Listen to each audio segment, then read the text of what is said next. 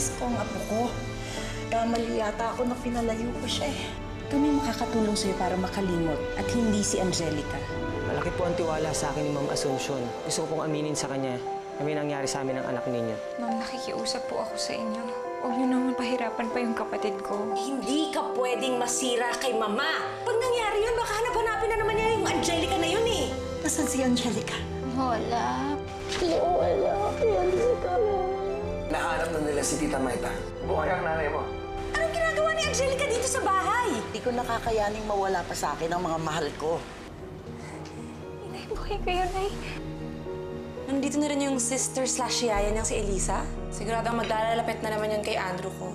Ano nangyayari kay Inay? Bakit hindi siya nagsasalita? Angelica! Angelica! Anak! Anak! Anak! Anak! Kumapit ka sa akin, anak! Anak! Kumapit ka sa akin, anak! Kumapit ka, anak! Anak! Ano ba nangyayari sa inay? Mama, hindi ko na kailangan ng second opinion. Magsasayang ka lang ng pera. Jordana, hindi pag-aaksaya ng pera ang para sa paggaling mo. But I already told you, I'm getting better. You know? Yep. Oh. Mama, are you okay? Yaya yung gamot ko. Eh, Mama, baka naman kayo kailangan magpa-check up. Wala ito. Intindihin mo ay yung gusto ko. Okay? Nakapag-schedule na ako ng appointment. Please, see Dr. Rodriguez. Gusto ko lang makasigurado. Mama, bakit ba kailangan kong gawin to? Jordana, I already lost your brother. I almost lost my granddaughter. Ayokong mawala rin sa akin ang uling iha ko.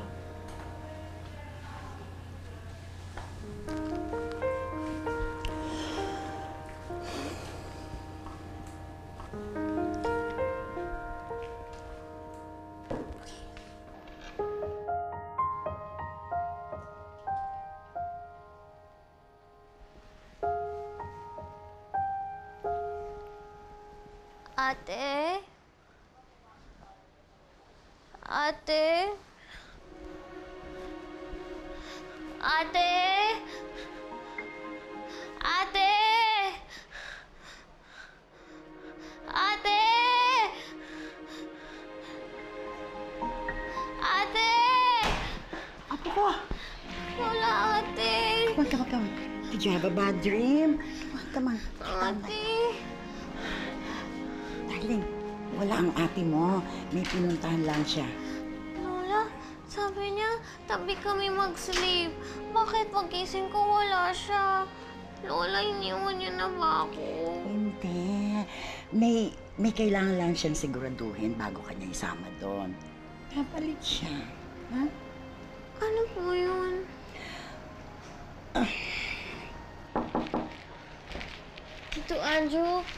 Tito Andrew, alam niyo po ba kung nasaan si ate? Nakita niyo na ba siya? Good news ako.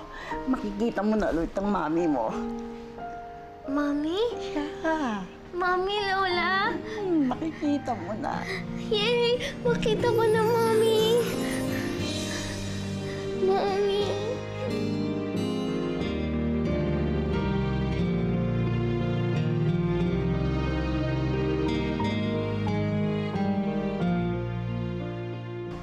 Gusto mong ligawan ko ang ate ni Angelica? Gusto mong ligawan ko si Elisa?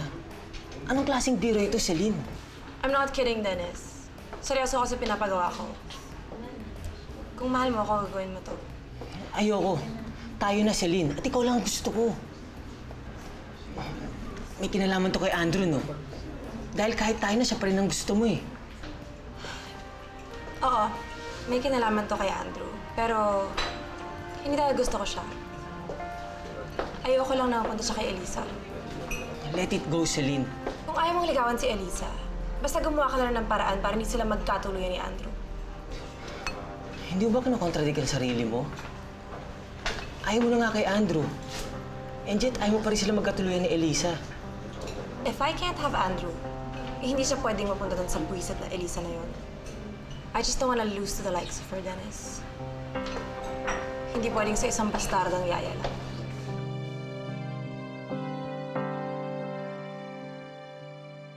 Doktora, kanina po parang nasa tubig siya eh. Akala niya po lumalangoy siya papunta kay Angelica. Pero sandali lang naman po yun kanina. Bumalik na po siya sa pagkatulala niya. So, nangyaring lahat na ito nung banggitin mo sa kanya ang pangalan ng kapatid mo? Po. Well, it seems na kinakaya na niya mga nangyayari sa kanya. Pero trap pa rin siya sa nakaraan. Pero huwag ka mag-alala. Mukhang malaki ang maitutulong ng kapatid mo sa paggaling niya. Makakaalis na rin siya rito. Sige, maiwan mo na kita. Salamat po, Doktora.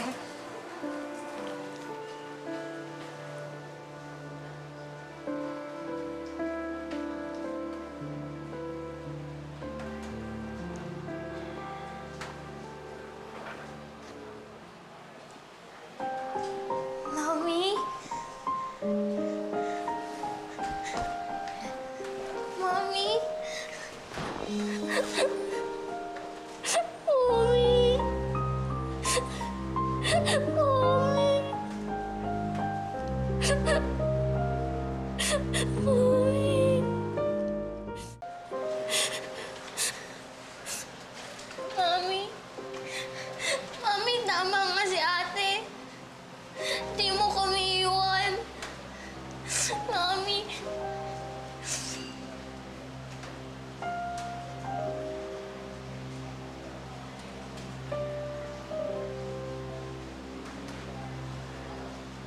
Mami. Mami, ba't di mo ako niyakap? Mami. Mami, galit ka sa akin. Mami. Dok, hindi ko talaga alam kung bakit ba pinipilit pa ako ni Mama magpatingin sa inyo. Well, gusto ko makasigurado ni Doña Asuncion. Eh, makasigurado sa ano? Iniisip ba ni Mama na wala akong sakit? Ha, yun ba? Hindi yun ang ibig kong sabihin. Bakit naman iisipin ng mama mo na nagsisinungaling ka? Ay, yun nga, Dok eh. Hindi ako nagsisinungaling. Gusto lang makasigurado ni Doña Asuncion na hindi na babalik pa ang sakit mo. Okay, Doc. Naiintindihan kita. Pero pwede mo naman sabihin kay Mama na hindi na talaga babalik yung sakit ko, di ba? Alam mo kasi, Doc, nag-worry si Mama. Maganda na ang nanay ko. Pwede sabihin mo yun sa kanya para makampante na siya. Kawawa naman si Mama eh. Nasa stress siya. Sige, Jordana. Kung yan ang gusto mo, sige, paano? Umayong muna kayo, ha? Thanks, Doc. Ate. Ate, ba't ganyan si Mommy? Ate, bakit parang hindi siya yung mommy natin? Ate! Angelica, kasi may sakit si May Mami. sakit siya. Ate, bumili ka ng gamot. Nandito tayo sa hospital. Ate, bumili ka ng gamot para gumaling na si Mommy. Angelica, ginagamot na siya. Ate! Ginagamot na siya ng mga Si doktor. Mommy. Oo, pero Angelica, hindi natin alam kung kailan siya gagaling. Bakit, ate? Bakit? Angelica! Bakit? Good girl naman ako, ate, oh! Good girl naman, Angelica! Mommy! Mommy, gumising ko na, please! Mommy, gising na! Gising na, Mommy!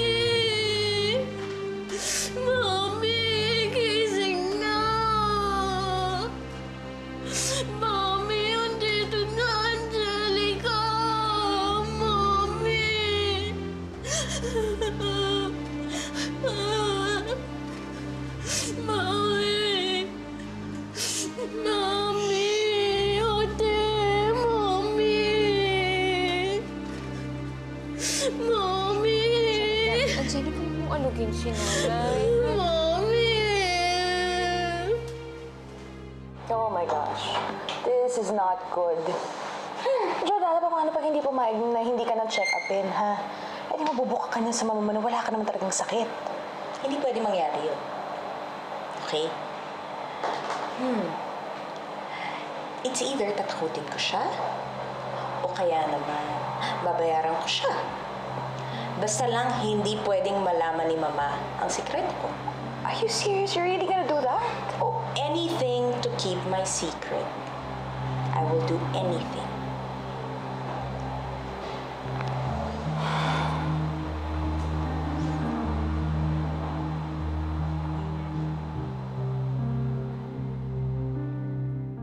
Oh, anong oras kayo darating? Mga bandang hapunan po. Iniintay lang po namin yung permiso ng doktor para po ma-discharge na po si inay. Oo nga pala, kumusta siya? Andrew told me that she's in shock. Ganun pa rin po eh. Pero sabi po sa akin ng doktor, pwede po namin siyang ipatingin sa psychiatrist. Sa Maynila po, marami daw pong espesyalista doon. Oh yeah, that's true. I know of one. Sige, I'm going to give her a call para malaman niya ang kondisyon ni Maita. Ay, gusto ko na rin kasing gumaling ang nanay mo para, malaman ko sa kanya kung anong totoo nangyari nung araw na yun. O sige, mag-iingat kayo, ha? Sige po, salamat po. Bye. Buhay pa si Tita Maita?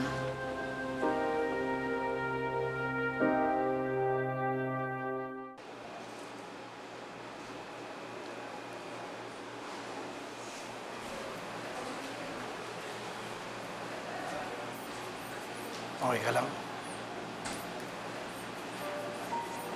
Nung ibinalita mo sa akin na nakita na si inay, tuwang-tuwa ako. Akala ko magiging maayos lang lahat. Naibalik ko na si Angelica sa lola niya. Nabalik ko na rin si Angelica sa nanay niya.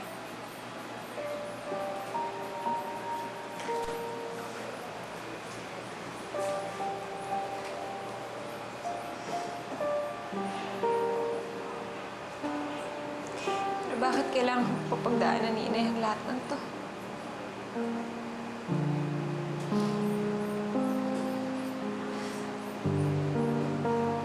Nawala na nga siya ng asawa eh.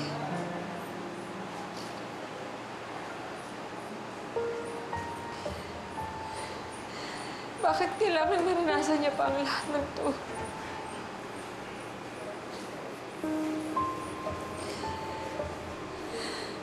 Malalampasan niya rin to. Kailangan mo lang magpatatag. Alam ko, hindi ito magiging madali para sa'yo dahil hindi na lang si Angelica, pati si Tita Maite lang ang kailangan sa'yo.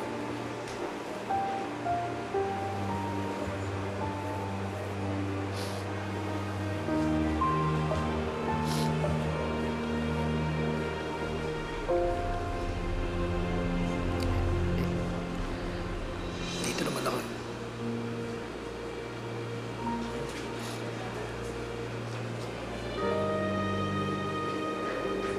Hindi ka nag-iisa.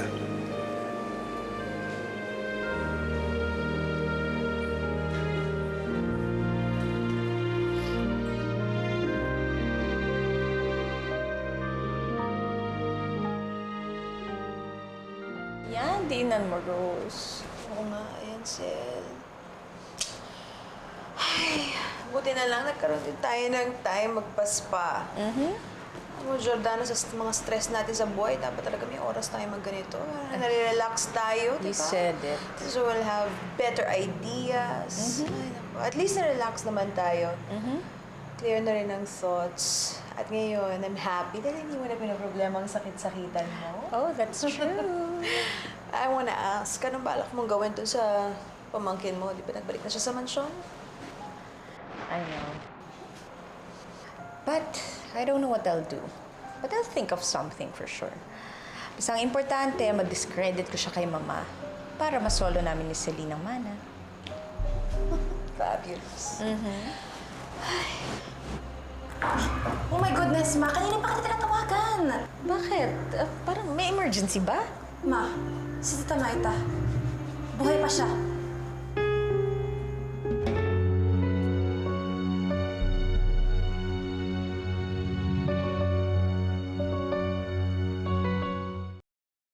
So anong nalalaman mo kay Maita? I know she's sick, pero hindi ko alam kung anong klaseng sakit. Basta alam ko, iuwi siya ni Elisa tonight eh. Ha? Hindi pwede yun. Sigurado ako sa kangkungan tayo pupulutin. Hindi pwedeng makaharap ni Mama si Maita. Sigurado ako sasabihin niya yung sikreto kung wala naman akong sakit.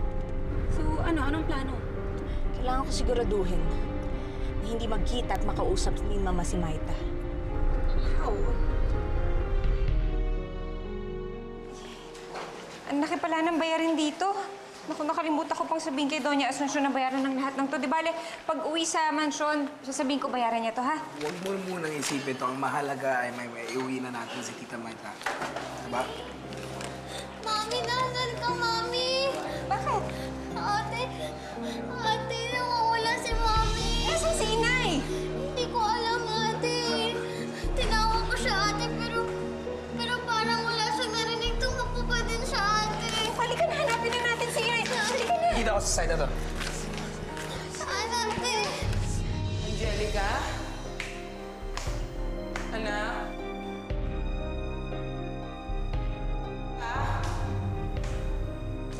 Angelica? Anak, ililigtas ka na! Angelica? Angelica? Anak! Angelica!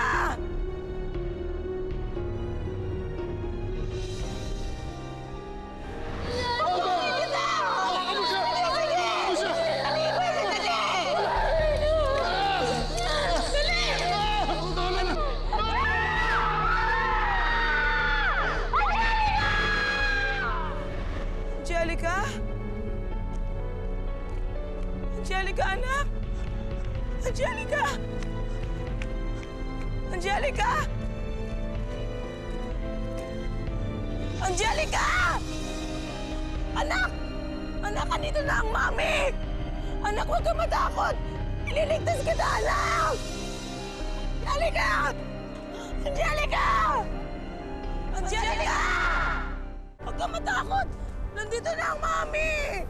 Angelica, anak! Nay! Angelica! Anak, kumapit ka! Ililigtas kita! Angelica!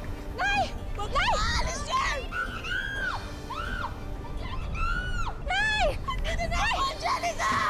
Angelica, kumapit ka sa akin! Angelica! Angelica, andito na ang mami! Kumapit ka! Ililigtas ka, Angelica! Mami! Mami! Mami! Angelica! Angelica, ililigtas kita! Angelica, kumapit ka sa akin, ha? Kumapit ka sa akin! Kasama ko natin si Angelica. Ililigtas kita! Halika na, kumapit ka! Huwag kang matakot, Angelica! Andiyan na, mami!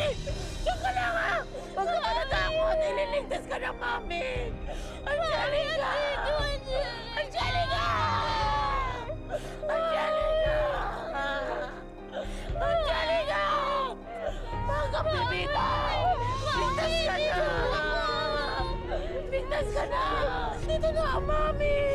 Angelica! Angelica! Angelica! Mama, will you listen to me? Baka naman too much kung dito pa titira si Maita. Can you just imagine, ha? Dalawa na sila ni Angelica na magpapaalala sa'yo. Napatay na si Kuya Bernard. Jordana, hindi mo gustong maalala ko ang tungkol kay Bernard, but here you are, ikaw mismo ang nagpapaalala sa akin. Oh, by the way, nakausap ko si Dr. Rodriguez. Hindi raw mabuti na pilitin kita magpagamot. I'll do that, Jordana. But since hindi mo ako mapagbigyan, dito, pagbigyan mo ako. Dito na uuwi si Maita. Pero hindi siya pwedeng tumira dito. Bakit hindi? Ha? Bakit hindi? Kailangan ni Angelica si Maita. Just like you. You need me and your daughter. Pero ma... No, it's final. She's staying here.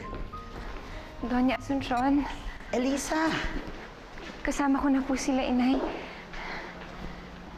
Maita.